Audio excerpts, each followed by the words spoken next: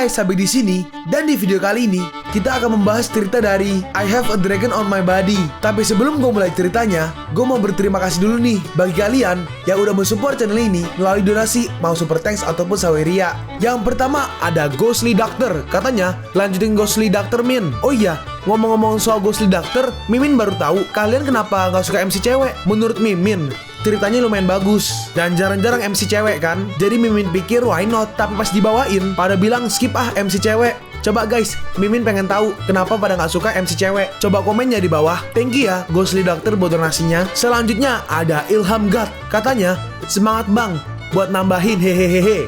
Ilham Good ya? Ralat. Thank you Ilham Good buat donasinya. Selanjutnya ada Egi, katanya lanjutin manhwa yang tema zombie, komik bahasa Indonesianya itu belum dilanjut. Kalau dilanjut pasti Mimin lanjut. Thank you ya Egi buat donasinya.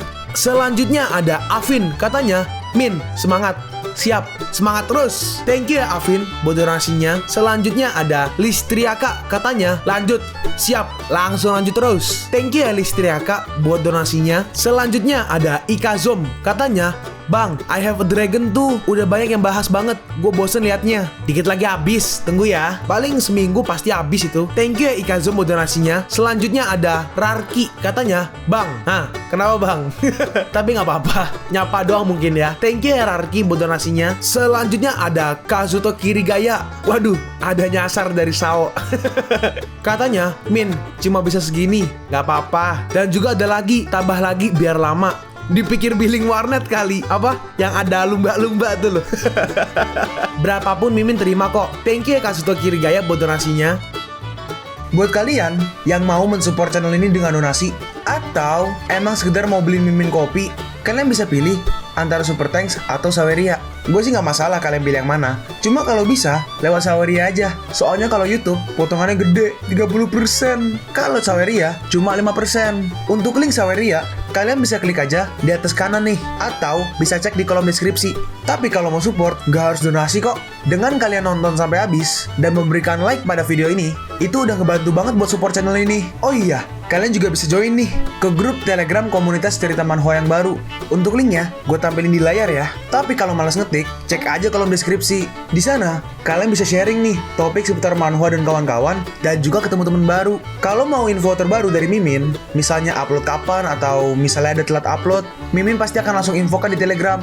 Makanya jangan lupa join ya. Nggak perlu berlama-lama lagi, kita mulai aja ceritanya.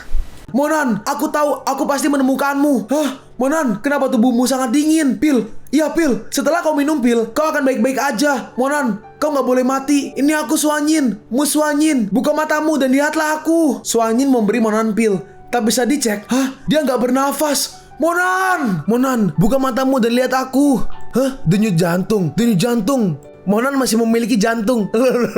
Monan masih memiliki denyut jantung kali. Hebat. Ini hebat, Monan masih punya denyut jantung. Monan terluka sangat parah. Dia harus segera dibawa keluar dari sini. Suanyin mencoba mengangkatnya, tapi Suanyin gak kuat. Monan, kau sangat berat. Aku gak bisa mengangkatmu sama sekali. Tunggu sebentar.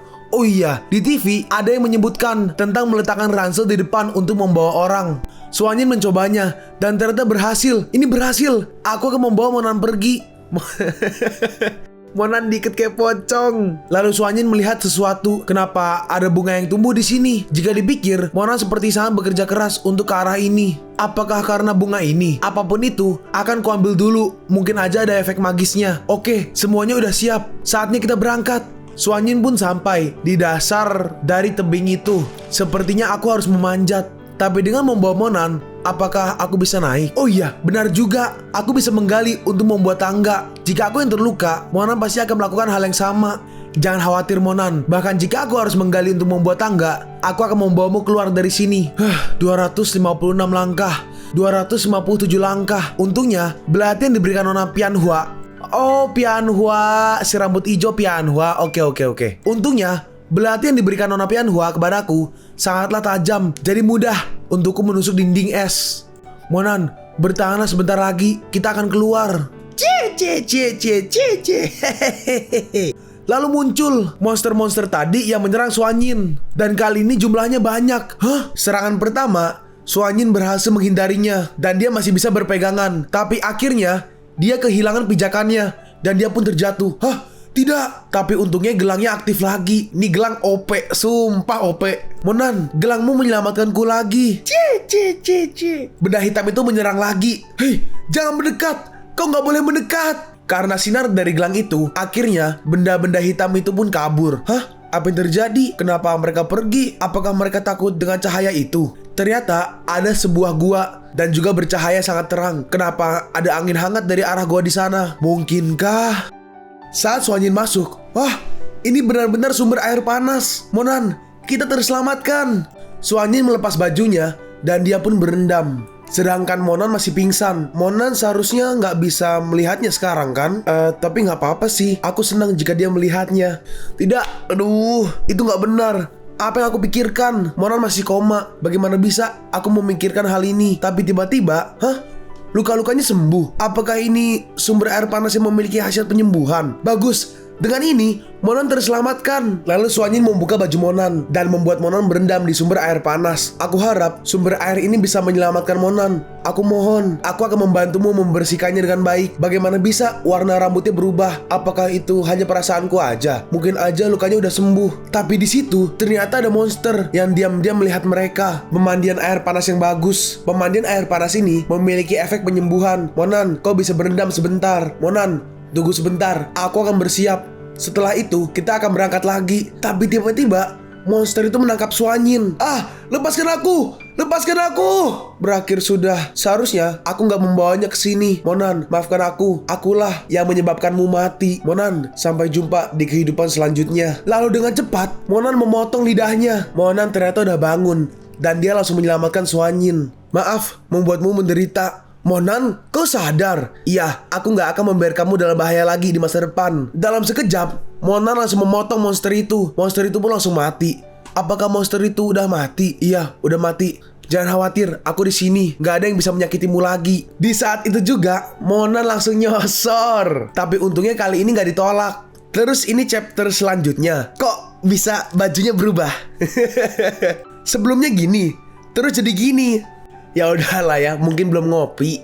Lalu mereka pun selesai. Monan berkata, ada apa? Apa kau masih mau merasakannya? Monan, aku benci kamu. Aduh, gue denger diri gue sendiri kayak gitu geli banget ya. Kau baru aja bangun dan kau udah menjahiliku. Kau orang jahat. Iya, aku orang jahat. Monan berkata, sekarang orang jahat ini akan memeriksanya apa yang ada di bawah sumber air panas. Apa kau ingin ikut? Kau pasti mau menjahiliku lagi. Yuk, kita lihat bersama. Jangan takut, energi sejati akan melindungi kita. Kau bernafas seperti biasa aja. Mereka pun langsung lompat ke bawah air. Nah, sampai. Oh, ada gua seperti ini di dasar sumber air. Saat mereka melihat ke belakang, sepertinya keran salju di atas dihidupkan kembali dari sini. Lebih baik jangan membangunkan mereka. Monan, coba lihat ke sana. Apakah itu mutiara malam? Itu harusnya batu aura. Monan, batu-batu ini sangat bagus. Ayo kita ambil. Suanjin, kau memikirkan hal yang sama denganku. Monan berkata, mari kita ke tempat lain. Mungkin ada hal lain yang bisa kita dapat. Oke, aku setuju. Monan, kenapa ada pintu di sini dan ada cahaya yang memancar dari dalam? Monan menjelaskan, itu harusnya ditinggalkan oleh orang zaman dulu. Lihat ukiran di sana, terlihat udah kusam. Jangan khawatir, kita tidak akan masuk. Penyelidikan hampir selesai di sini. Ayo kembali. Oke, dalam hati Monan, sepertinya ada sesuatu yang tersegel di dalamnya. Jadi lebih baik aku membawa Suanjin pergi sesegera mungkin. Monan bertanya, kau udah selesai? Iya, baiklah. Kalau gitu, ayo pergi. Dunia luar, kami akan kembali. Mereka berdua pun akhirnya keluar. Kami kembali. Suanjin berkata, Monan, ayo turun gunung dan makan enak. Aku ingin makan barbecue, seafood, dan semuanya. Baiklah, Suanjin bisa memakan apapun yang kau mau. Lalu mereka pun pergi ke kota Tibet. Ayo, jangan lewatkan. Ginjal domba panggang spesial. Ayo, panggangnya enak. Bagaimana sekarang? Kau mau makan apa lagi? Aku akan melihat-lihat dulu. Tiba-tiba, ayo ikutilah kompetisi makan semangka. Pasangan yang menang akan mendapatkan hadiah. Sepertinya itu menyenangkan. Aku ingin berpartisipasi. Monan berkata, Suanjin, jangan lari. Jalanlah perlahan, nanti jatuh. Suanjin berkata, bos, kami ingin berpartisipasi. Hadirin sekalian, ayo sambut pasangan kecil di kompetisi ini. Yang di kiri berkata, bos, udah hampir waktunya, cepat mulai. Yang di kanan berkata, benar, aku ingin melihat apa gadis kecil ini bisa melakukannya. Sedangkan di tengah kerumunan, ada seseorang yang sedang mengintai mereka. Aturan sederhana, siapapun yang bisa menghabiskan semangka di atas meja ini, yang paling cepat akan menang. Kalau begitu, kompetisi dimulai. Ayo, cemungut. Ini sangat cepat. ini nggak normal. Anak ini, bagaimana dia melakukannya? Selamat untuk pasangan ini karena memenangkan kehormatan King of Watermelon Eaters. Yeay. Aku sangat senang hari ini. Monan notice sesuatu. Suanyin, kau pergilah ke hotel di sana untuk menyewa 2 kamar. Monan sadar ada yang mengikutinya. Monan, jangan pergi terlalu jauh. Jangan khawatir. Aku pun gak mau pergi jauh-jauh denganmu. Monan berkata, kau telah mengikuti kami seharian. Dan Monan menghampirinya. Monan berkata, kau mengikuti kami seharian. Apa yang kau inginkan? Orang itu berkata, aku dengar bahwa kultivasi Mochenren sangatlah tinggi, dan ternyata itu benar. Kau bahkan menyadari kalau aku mengikuti kalian. Mochenren, instruktur Chin En dari tim khusus Chinlong kami, ingin berbicara dan bertemu denganmu. Silahkan, aku harap kau menghargainya. Monan langsung pergi dan berkata, nggak perlu. Mulai sekarang, jangan ikuti aku. Mochenren, setidaknya temui instruktur besar kami. Dia seorang pekerja keras dan memiliki prestasi besar, dan dia mengundangmu karena dia mengagumimu. Sebelum dia, aku nggak peduli. Monan pun langsung pergi. Lalu orang itu menelpon ketua. Ketua, kami menemukannya, tapi dia menolak untuk bertemu denganmu. Apa? Dia menolak. Kau kembalilah, minta anggota tim lain untuk terus mengikutinya. Dimengerti, bos. Apakah kau baik-baik aja? Serahkan aja masalah ini padaku. Kau berani bertanya? Tentu saja, kau telah melakukan pekerjaan yang sangat baik. Itu sarkas ya. Dan sekarang, Mochenren telah muncul. Hah? Gak mati? Gak mungkin. Qingluan berkata, syukurlah, aku tahu dia akan baik-baik aja. Tongrong berkata, jika itu masalahnya, maka kita akan mendapat masalah. Keluarga Chow, keluarga Gunung Kunlun, dan Hui, semuanya terlibat. Baiklah, semuanya keluar. Kecuali Tongrong, kau tetap di sini. Tongrong berkata, bos, dia, apakah itu benar-benar mungkin dengan kekuatannya? Bosnya berkata, aku sudah menyelidikinya dengan teliti. Aku khawatir dia mungkin termasuk 50 teratas dalam daftar langit. 50 teratas? Bukankah itu sama dengan Tuan Pulau Yawang? Benar-benar hebat. Ini hanya perkiraan awalku. Karena itu, aku telah membuat keputusan. Tongrong, aku perintahkan. Tongrong siap. Apapun cara yang kau gunakan, kau harus membawa Mona kembali ke pasukan khusus. Bagaimana pendapatmu tentang Mochenren? Mochenren memiliki beberapa kekuatan, dan dia memiliki beberapa persahabatan dengan Qingluan. Aku rasa akan sulit untuk mengatasinya. Paling kami akan memanggil Qing Yi Lei kembali. Bosnya berkata, kalau aku menjadikannya sebagai instruktur pasukan khusus, bagaimana menurutmu? Tongrong merespon, instruktur. Bos, umurnya bahkan belum menyentuh 20 tahun. Apa kau tidak membuat keputusan yang terburu-buru? Bosnya melanjutkan, aku sudah memikirkannya. Sejak aku menggantikan Qian Cui sebagai kepala instruktur, kekuatan pasukan khusus semakin memburuk, dan sekarang kita masih bergantung kepada keluarga Chow. Aku khawatir jika ini terus berlanjut, pasukan khusus akan hancur di tanganku. Sedangkan Monan, dia di kamar. Dalam beberapa hari terakhir, Qingse mengirimiku begitu banyak pesan. Tiba-tiba handphonenya bergetar. Dari Mu Suanyin. Monan, apa kau udah tidur? Apa kau bisa datang ke kamarku? Ada sesuatu yang ingin kukatakan padamu. Suanyin benar-benar memintaku pergi ke kamarnya tengah malam begini. Suanyin, ada apa? Monan, kau sudah di sini? Waduh. Sini, masuklah. Suanyin, kenapa kau mencariku di tengah malam begini? Suanyin menjawab, sebenarnya ada bagian di tubuhku yang sakit. Aku ingin menunjukkannya padamu. Di mana? Biar aku bantu memeriksanya. Di dekat jantung, rasanya sakit. Apakah itu terluka? Biar ku lihat. Lalu Suanyin menunjukkannya. Ya, ini nggak terlalu besar. Monan berkata, cepat minum obat, kemudian istirahat. Monan, tetaplah di sini untuk sementara waktu. Sedangkan di luar, ternyata ada beberapa orang. Seseorang berkata, semua menyebar dan tetap fokus pada target. Siap. Suanyin merespon, ini emang gak besar. Ini masih dalam masa pertumbuhan. Pertumbuhan? Apa maksudmu infeksi? Lukanya gak besar dan gak terinfeksi. Kau cukup minum obat. Dalam hati Suanyin, oh, dia ternyata berbicara tentang lukanya. Aku pikir Monan memberikan pil dan berkata, ini, aku masih punya pil penyembuhan di sini. Semuanya akan baik-baik aja kalau kau menelannya. Dan gelang ini akan melindungimu setiap saat ketika aku gak di dekatmu. Wah, sangat indah. Terima kasih Monan. Bagus jika kau menyukainya. Dalam hati Monan, serangan berikutnya dari tubuh dingin Suanyin akan menjadi lebih cepat dari jadwal. Sepertinya aku harus segera menemukan bahan obat terakhir. Mereka berdua pergi ke sebuah tempat. Suanyin bertanya, Monan, apa itu kucing 9 nyawa? Apa dia ada di sini? Kau salah, ini bukan kucing dengan 9 nyawa, tetapi kucing yang dilahirkan ke urutan 9. Anak ke-9 kali ya maksudnya. Anak kucing yang ke-9 disebut 9 kehidupan. Anak kucing ini berbeda saat makan. 8 kucing lainnya akan membiarkannya makan dulu, dan ketika tidur, 8 lainnya akan tidur di sekitarnya. Di mana kucing ke-9 ini lewat, dia akan mengeluarkan suatu aroma dan tikus akan takut ketika mereka menciumnya. Dalam hati Monan, babi tua itu bilang, kucing 9 kehidupan ada di sini, dan itu merupakan bahan terakhir untuk mengobati tubuh dingin Suanyin. Suanyin berkata, kedengarannya luar biasa. Andai saja aku bisa memiliki anak kucing seperti ini. Monan berkata, mungkin perlu beberapa waktu untuk menemukan anak kucing ini. Lalu muncul sebuah kucing. Nah, ketemu. Kakak Monan, tunggu aku. Suanyin, ikuti aku secepatnya. Mereka pun berhenti di sebuah tempat. Di dalam ruangan itu ada seorang kakek-kakek dan juga 9 kucing ya. 1, 2, 3, 4, 5, 6, 7. Baru 7 sih. Mungkin yang 2 kawin lari. Suanyin berkata, wah, lucunya. Monan berkata ke kakek itu, permisi, kakek, aku ingin membeli kucing dari keluargamu. Apa kau rela memberikannya? Hah? Apa? Lebih keras, aku gak bisa mendengarmu. Bagaimana sekarang? Suanyin berkata, anak kucing yang lucu. Apa Anda kucing 9 kehidupan? Imut sekali. Si kakek berkata, aku gak menyangka Mimi bisa dekat dengan orang lain. Sepertinya dia sangat menyukaimu, adik perempuan. Apakah kau ingin memeliharanya? Hah? Serius? Apa kau akan memberikannya padaku?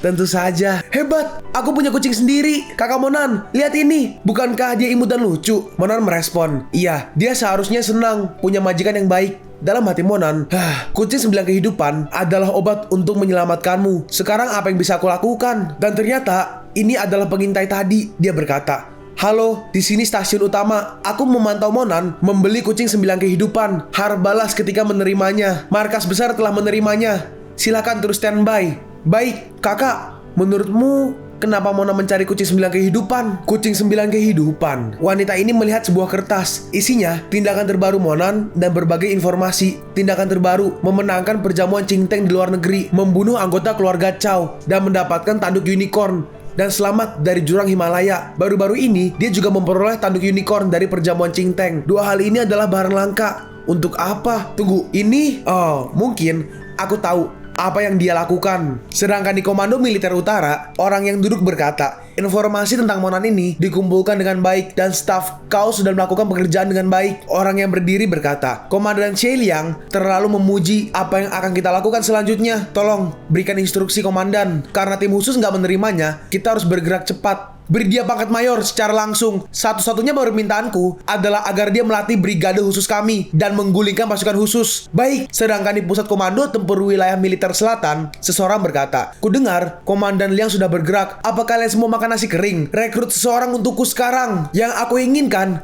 bukanlah informasi, tapi orangnya. Apa kalian paham? Beri dia pangkat seorang letnan kolonel dan minta dia agar menemuiku dalam 3 hari. Komandan, kami pastikan untuk mengundang Monan. Sedangkan Monan dan Suanyin kembali ke Universitas Yenqing. Kami akhirnya kembali. Lalu setelah itu, Suanyin, kakeknya bersama 2 bodyguard datang. Suanyin, kau pergi kemana aja? Apa kau ingin menakuti kakek sampai mati? Suanyin menjawab, ceritanya panjang, tapi akhirnya aku kembali. Aku sangat merindukanmu kakek. Syukurlah. Kenapa kalian semua diam aja? Cepat antar cucuku kembali untuk beristirahat. Suanyin berkata, Monan, aku akan kembali dulu. Aku akan menemuimu besok. Baiklah, selamat beristirahat. Lalu mobilnya pun pergi. Waduh, mobilnya 86 guys. 86 tuh. Lalu Monan ingin pergi ke universitas, tapi tiba-tiba berhenti. Ada apa? Mo Cendren, kau benar-benar merasa dirinya bangsawan dan melupakan banyak hal. Sudah kukatakan terakhir kali untuk berhenti mengganggu Suanyin. Kau hanya akan membawa bahaya untuknya. Aku juga sudah bilang bahwa aku sendiri akan membuat keempat keluarga besar di Anqing menundukkan kepala mereka kepada aku. Si kakek berkata, kau telah menyebabkan bencana di perjamuan Cingteng. Apa kau ingin membawa Suanyin untuk mati bersama? Kalau kau benar-benar menyayangi cucuku, yang terbaik untuknya adalah kau harus segera meninggalkannya. Monan membalas, yang terbaik untuknya, kau hanya bisa mengatakannya, tapi nggak bisa melakukannya. Sebagai kakeknya, di mana kau saat dia dalam bahaya? Bahaya? Itu juga bahaya yang kau bawa. Bahaya apa yang ada padanya sebelum kau muncul? Keluarga Chow telah berkali-kali tidak bersikap baik pada Suanyin. Bukankah itu karena kau adalah orang tua yang bodoh dan gak bisa melakukan apa-apa? Berbicara dengan orang tua sepertimu hanya membuang-buang waktuku. Tua bangka, kau harusnya merenungkan apakah kau telah melindungi Suanyin dengan baik atau enggak. Lalu Monan pun pergi. Apa kau pikir aku butuh kau ajari tentang tanggung jawab seorang kakek? Dalam hati Monan, sudah lama sejak aku meninggalkan rumah. Saatnya menelpon ibu dan yang lainnya untuk memastikan bahwa mereka aman. Tut. Hah? Gak ada yang angkat. Lalu tiba-tiba, Xiaonan, kemana aja kamu? Kau gak menghubungiku selama lebih dari 10 hari. Aku pikir kau mati. Apa sekarang kau baru ingat bahwa kau punya seorang ibu? Bu, aku pergi jalan-jalan selama 2 hari dan aku kehilangan ponselku. Jadi aku gak bisa menghubungimu. Kau jalan-jalan untuk bersenang-senang. Apa kau gak pernah berpikir bahwa aku khawatir? Aku sangat takut kalau kau bernasib sama seperti ayahmu yang tiba-tiba menghilang dibawa pergi. Siapa yang akan kutangisi? Bu, maaf. Aku berjanji ini gak akan terjadi lagi. Bu, kau baru aja bilang tentang ayah yang dibawa pergi. Kenapa kau gak pernah memberitahuku? Ibunya berkata, jangan membahas tentang ini denganku. Apa kau bersenang-senang dengan gadis lain? Aku kasihan pada menantuku Qingse. Aku berbicara padanya setiap malam, tapi dia gak bersenang-senang denganmu. Kau benar-benar memperlakukannya seperti ini. Kau jahat. Halo? Halo? Bu, sinyal di sini jelek. Apa kau mendengarku? Temponya pun dimatiin. Ini adalah persatuan ibu dengan Qingse. Aku akan kerepotan di masa depan. Lalu tiba-tiba, Profesor Mo, sebelah sini, kemari dan berkumpullah. Dalam hati Monan, apa ini kelompok guru? Apa yang terjadi? Monan berkata, apa ini kebetulan? Semua orang ada di sini. Yuexi berkata, iya, kau salah satu guru kami. Tentu saja. Kita harus akrab satu sama lain. Yo, Profesor Mo, aku pikir kau sudah bekerja di universitas lain. Kenapa? Mungkinkah nggak ada yang menginginkanmu dan kemudian kembali ke tempat kami? Monan merespon, lama tak bertemu. Apa tuan lu masih nggak menyikat giginya? Apakah mulutmu masih bau? Kalian pun sampai di penghujung video ini. Kalian mau tahu lanjutan chapter ini? Atau manhwa menarik lainnya? Makanya, jangan lupa subscribe biar kalian gak ketinggalan kalau gue upload video baru. Jangan lupa like, komen, dan share ke teman-teman kalian supaya channel ini bisa lebih berkembang ke depannya. Segitu dulu dari video cerita manhwa. Gua Sabik undur diri. See you on the next video. Zaijian.